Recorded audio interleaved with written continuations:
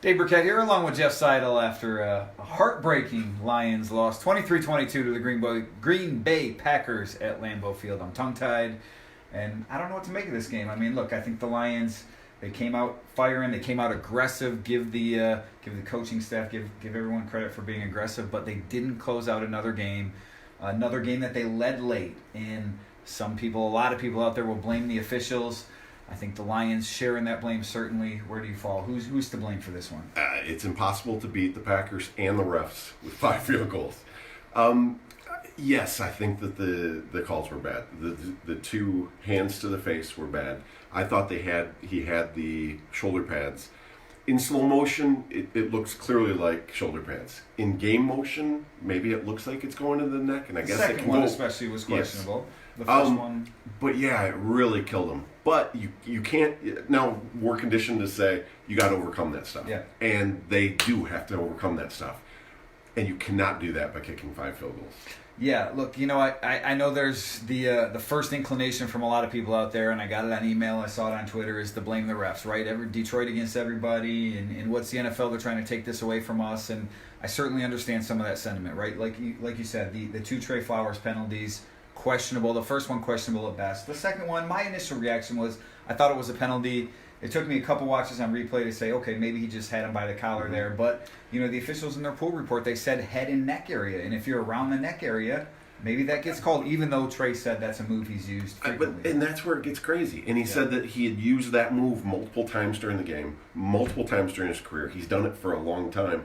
I have to believe it's a technique they've learned, they practice. Yes, absolutely. And so that's where it really hurts. No, it certainly is a technique they practiced. And maybe, David Bakhtiari, I don't know if he did a sell job or whatever, but, when his head goes back like that, it certainly looks to the officials, depending on the angle, that there's a penalty. And look, again, for everything that went on in that game, right, those penalties, the Tracy Walker, I know he took offense to the one penalty, he called it awful, his helmet-to-helmet penalty. Well, guess what? He also had one that extended a drive, a defensive hold early on. And the penalties were about even for the game. I think the Lions had 50 yards, the Packers had 48. So I just think it's a loser's lament to blame the officials. I mean, again, those things play a factor, yes, but guess what? Get a stop, and you're not in that position. Or catch the lob to T.J. Hockenson. Yeah. You catch that ball, absolutely. You're up, I believe, 17-0 at that point. Don't settle for 5 field goals when you are in that much control of the game. When you have a 3-0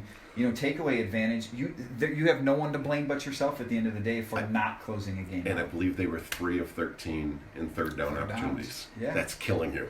It really is. I mean, it's something that, again, look, there's a lot of factors that go into it, but ultimately, when you settle for 5 field goals on the road, when you have a 3-0 lead in the takeaway department, when you can't capitalize on those, I think they had 9 points off the 3 takeaways they had.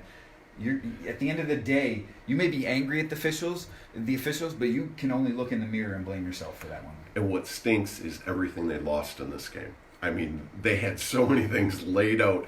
Yeah. I mean, you did an entire story for today, I think, or yesterday, about it. I mean, it was like the lead in the division, a home playoff field. Yes. So many things that they just lost, and they've let it slip away twice in the same fashion. That's what hurts most, I think, because look, 2-2-1. That's I mean, you can overcome that, right? It's not a bad start. It's not a great start, but 2-2-1, right? You still have everything laid out in front of you.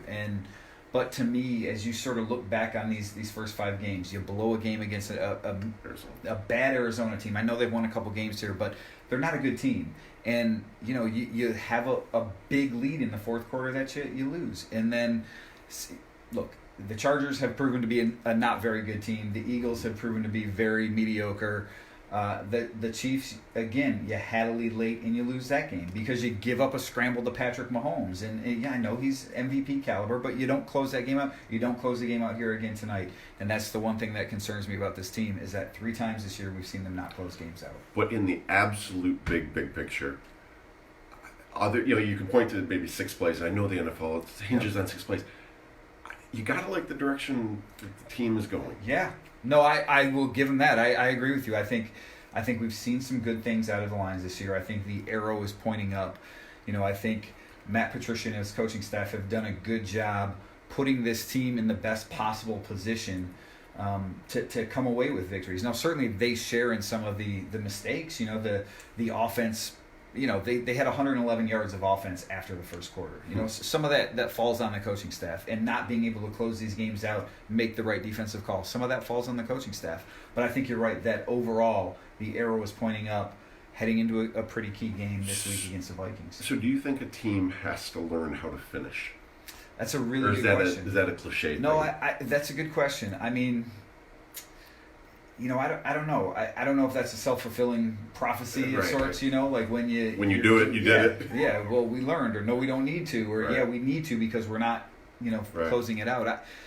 That's a really tough question to answer. I mean, I think there's some truth to learning how to win, but it's not like this is a really young team either. I mean, you got Trey Flowers and Danny Amendola and Marvin Jones and Matthew Stafford. This is year 11. So these guys have been around the league a lot. This is not. We're not talking about Kyler Murray, playing his first NFL season. But it is, though, after the lob to TJ, I believe they had a procedural penalty, a delay game or something. Trailer penalties, right? Yes. Yeah. But again, it's that you were on the 2, I think, and then you get pushed back. And it's just like those little tiny things are killing them. That was a delay of game, if I'm not mistaken, right? Yeah, no, I think you're right, that there were...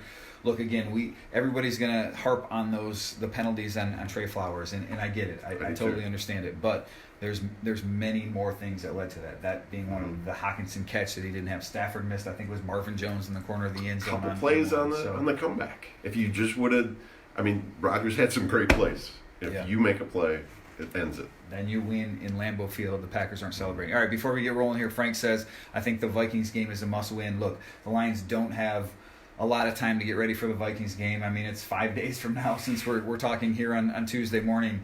Do you agree with that? Vikings game, must win. Where do you stand on what they need to do? I mean, look, the Vikings are in second place. I hate going must win this early. I know. But I get the point. Yeah. The Packers 5-1, first place. The Vikings 4-2 in second place in the division. I don't know if it's must win either, but you don't want to be 0-2 to start the division, and you don't want to be 2-3-1. Then all of a sudden, some of the good juju that you had the first quarter of the season, that starts to go away. So I think it's probably important for the psyche of players, fans. Though the locker room is pretty confident, but you can't keep squandering games. So Frank, I think you're onto something there. That it's a very big game, even if you don't want to call it must win. One other one, Scott says, this is garbage. It never ends. The Lions continue to get incredibly terrible calls on the national stage. Yes. Scott, we talked about a lot early on. I think there's something to that there were some very questionable calls in here. The Trey Flowers penalties, as we've talked about. There probably was a pass interference call on Marvin Jones, not worth challenging from the Lions standpoint, but it looked like there was some early contact there. But again, I think it's a loser's lament to blame the officiating. I've always thought that, whether it's games that I'm playing or coaching or watching or whatever, I think you make the plays, you make your own luck, and the Lions have not done that so far this year, and that's why they're 2-1, and they lost tonight to the Green Bay Packers. That'll do it for us here at Lambeau Field. It's really late, so we've got flights tomorrow to catch. I got a flight in a couple hours. You're going to go back to the hotel and get some sleep, I think, before you catch your flight. But that'll do it for us. We'll be at Ford Field next week for, as you said, a big game against the Minnesota Vikings. For Jeff Seidel, I'm Dave Birkett, Freak.com.